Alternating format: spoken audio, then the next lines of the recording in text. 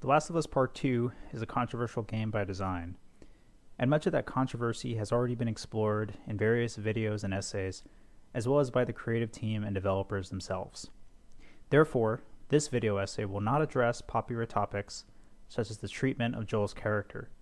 Instead, this video will respond to some criticisms towards the game concerning its treatment of violence and seek to contextualize that treatment as essential to the development of the game's themes concerning tribalism, and more specifically, the character development of Ellie. Furthermore, the video will also address the common refrain about The Last of Us story, it's quote, good for a game, and ultimately make the case that Ellie's character in particular achieves the type of literary quality and gravitas one expects to find in prestigious literature and film. Besides criticism regarding the narrative, The Last of Us Part 2 has also received critiques about its treatment of violence. The first game was no exception to this, depicting a hard-edged, grounded violence that ran counter to the more lighthearted fare of developer Naughty Dog's previous work.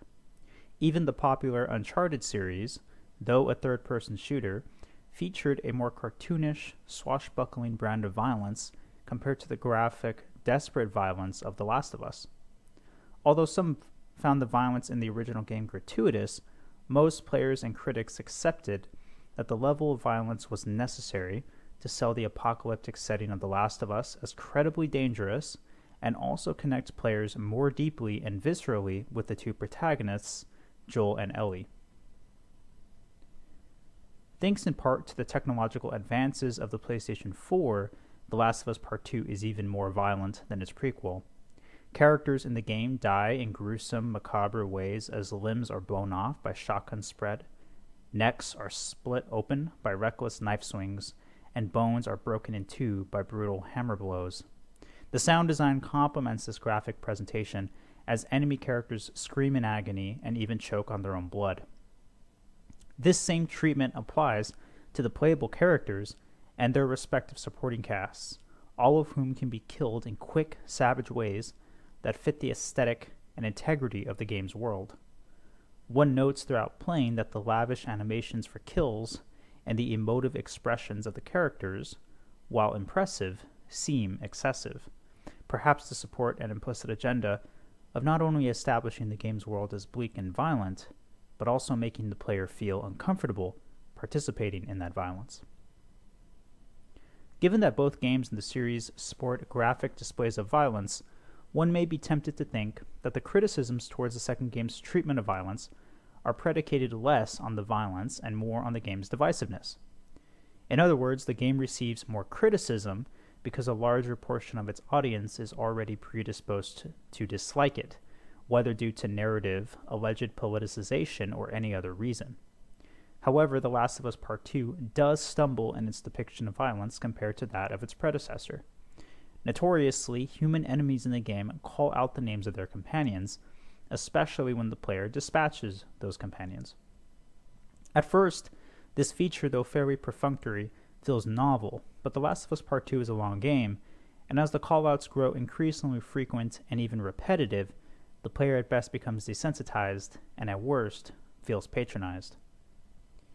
The excessive callouts lend The Last of Us Part 2's violence a needlessly moralizing, finger-wagging tone, as though the game seeks to make the player feel remorse for inflicting violence even though the player has no other options.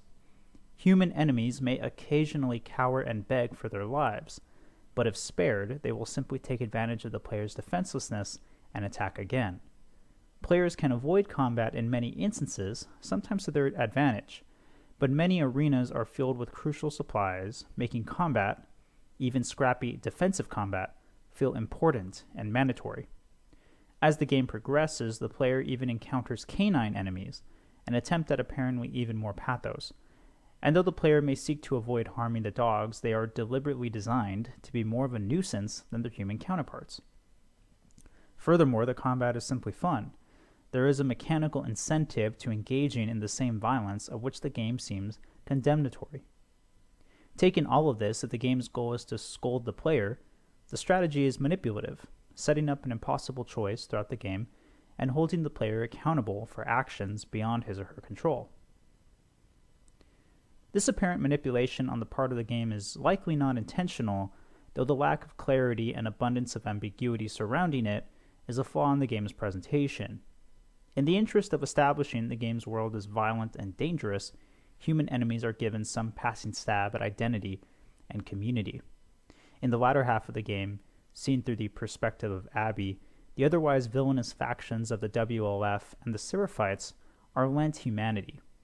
All violence has a cost, the game suggests, and much of that violence is born from dehumanization. Abby dehumanizes the Seraphites just as she dehumanized Joel. The WLF and Seraphites dehumanize one another. Ellie dehumanizes anyone and anything in her pursuit of vengeance. The goal of the game is not to patronize the player, but rather to punctuate the cost of dehumanization in unambiguous terms. In its zeal to make the player uncomfortable and make plain the causes and effects of violence, the game unintentionally casts the player as complicit. A second criticism of the game's treatment of violence is targeted at how the violence undermines the integrity of the narrative and the character of Ellie in particular. One complaint levied towards Ellie in The Last of Us Part 2 is that she supposedly, quote, does not feel like the same character from the first game. Some deviation in character is expected given the in-game time skip and the development she received in the first game, which will be explored in more depth later in this video. However, detractors insist that Ellie's wholesale embrace of violence in this game is unwarranted even with the added context. The gulf between the naive but headstrong teenager of the first game and the seemingly sociopathic killer of the second game seems unbridgeable to these critics. Similarly, detractors find that even the attempts to humanize Ellie, specifically her shows of remorse and self-disgust following her murders of Nora and Mel, are undermined by the extended combat sequences these moments bookend. In-game, under the player's control, Ellie shows no remorse for murdering countless WLF members and Seraphites, even if those murders are done mostly in self-defense. Ellie is narrow-minded in her vengeance, ruthless in her destruction. At best, she may find a decapitation or mutilation grotesque, but she never second-guesses her motivations. When challenged on occasion by either Dina or Jesse, she only doubles down on her self-rationalizations. The WLF are not like us, she says. Jesse was, quote, lucky to not run into the Seraphites. To Ellie, these opponents littering her path towards Abby are not human beings, of which the game is trying to convince the player. They are obstacles to be overcome or destroyed. How then does one reconcile this single-minded dedication to violence, increasingly erratic as Ellie's journey in Seattle progresses, with the rare moments of reflection and revulsion? There are many signs in the game that Ellie is not only using violence to mask her grief over Joel, but also actively trying to emulate Joel. This is most evident when Ellie interrogates Owen and Mel for Abby's location, a scene foreshadowed by the earlier discovery of WLF members interrogated by Tommy, who also used Joel's technique. However, whereas Joel used violence dispassionately as a utilitarian tool for his survival, for which he demonstrates little reflection or remorse, Ellie uses violence in a more complicated, self-serving way. The incongruity with Ellie's more fundamental, absolutist character is precisely that which causes her to break down at moments of watershed violence. That these moments coincide with the murders of Joel's assailants is not a coincidence. The enemies Ellie encounters throughout the game are literally and figuratively NPCs, to borrow popular parlance. They are not humans to her, and she is able to rationalize their expendability to serve her needs. Nora, Mel, Owen, and Abby are her targets. Not only does she hate them, but she must hate them, must persist to hate them, for the purpose of redeeming her perceived failure to Joel. Her confrontations with the Salt Lake crew, including the infamous late-game scene in which she spares Abby, all reveal to her the cold, harsh reality of her actions. Ellie is the girl everyone loved in the first game, but she has cleaved herself in two, an act of self-violence, in order to misguidedly serve her love for Joel. Addressing these two criticisms of the treatment of violence in The Last of Us Part 2, the supposed moralizing tone, and the alleged ludonarrative dissonance, serve to contextualize Ellie's character arc in the game, which, by the end of the story, has achieved a literary quality typical of, quote, serious film and literature. By literary, one can find a helpful reference in literary fiction, a genre of fiction in which emphasis is placed not on plot, but on character. In literary fiction, characters are depicted in serene, multidimensional detail. They develop in complex ways that mirror real life. Their arcs often extensions of weighty, gray-shaded thematic questions that have no easy answer.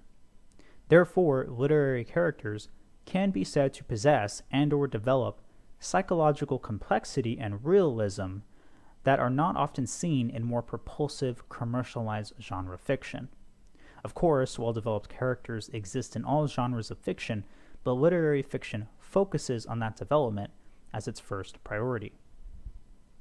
Though there are many video games with impressive narratives and worlds, and though video games have secured increasingly greater amounts of cultural cachet, no longer perceived as strictly the purview of children and the antisocial, there is still a stigma attached to them when evaluated on the basis of their writing. Good for a game is a common refrain. If you want a good story, read a book is another. Of course, these refrains are reductive, even putting aside that the majority of literature, film, and music, just like that of video games, is not worthy of serious commendation. Nonetheless, as impressive as the original Last of Us may be relative to other games, it does not quite achieve the same depth as the more literary films and novels it seeks to emulate. The storyline is predictable, even if the writing and world building are impressively restrained, understated, and naturalistic. Joel, however compelling, is not very multidimensional. The audience rarely sees much of his interior life. In fairness, this is partly deliberate, given his intensely private, guarded nature, and the extent of his development is based around his gradual softening towards Ellie. Joel lost his daughter Sarah, and thereby his humanity, but through his relationship with Ellie, can restore that lost aspect of himself. In large part, this is where Joel's story ends.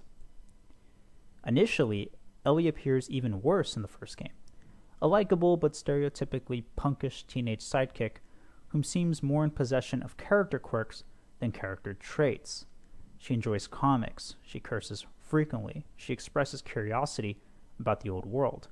She fits the profile one would expect from a teenager in a high-budget video game set in a post-apocalyptic world, a necessarily bright comic foil to the stoic, standoffish Joel.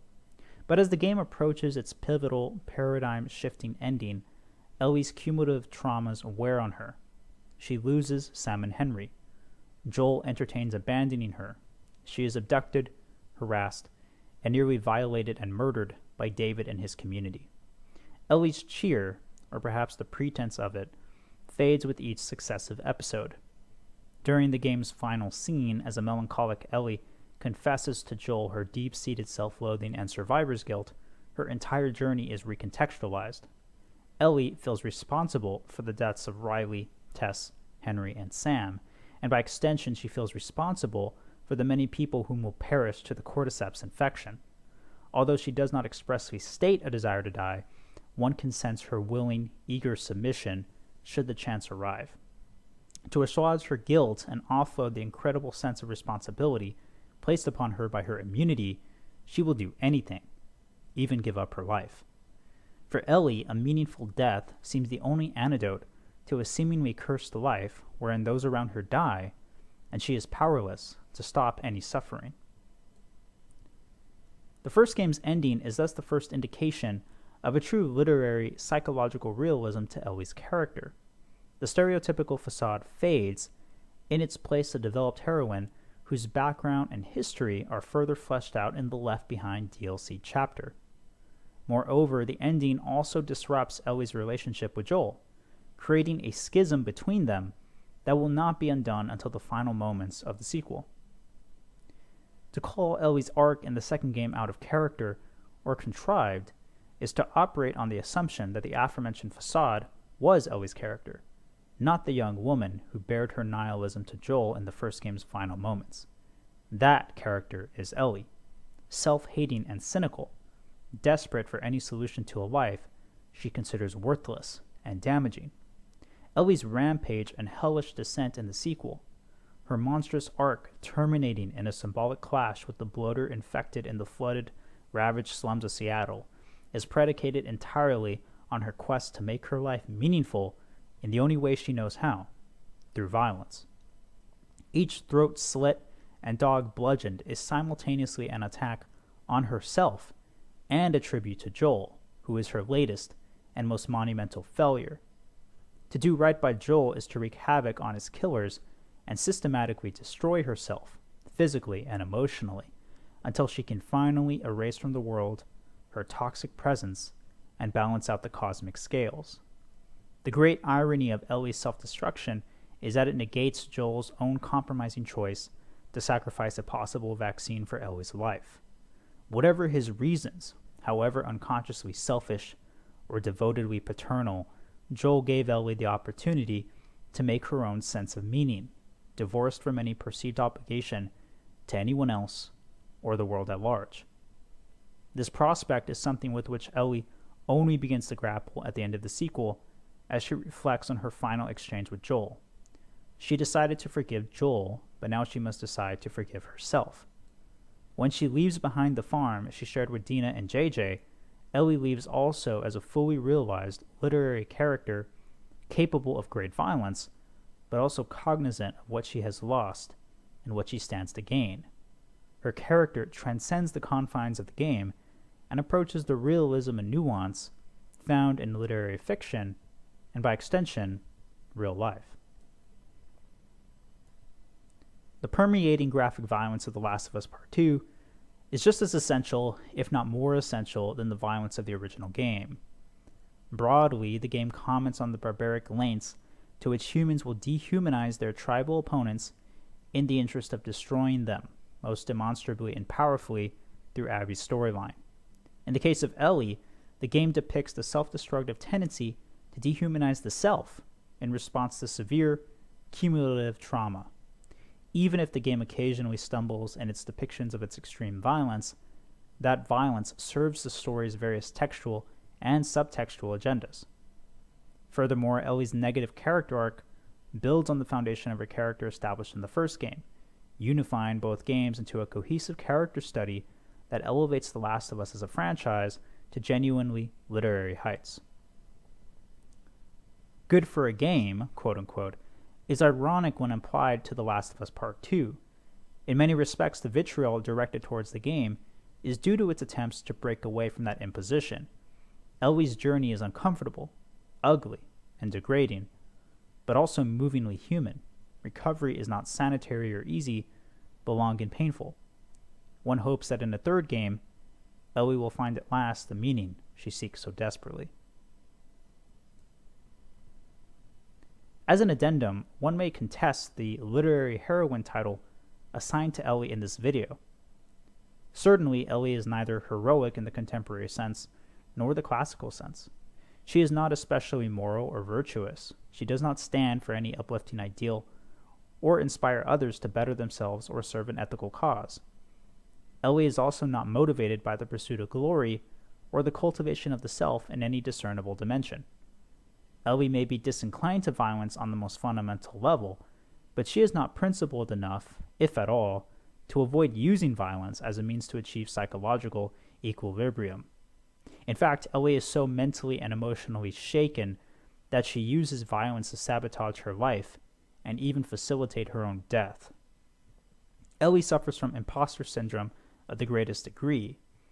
At best, she is an immoral entity whose only redeeming quality is she does not stoop to the most craven of human depths. By no means should anyone consider Ellie heroic or admirable. However, her representation of authentic psychological trauma and the difficult path to recovery uplift Ellie from a simple character to a work of art in and of herself.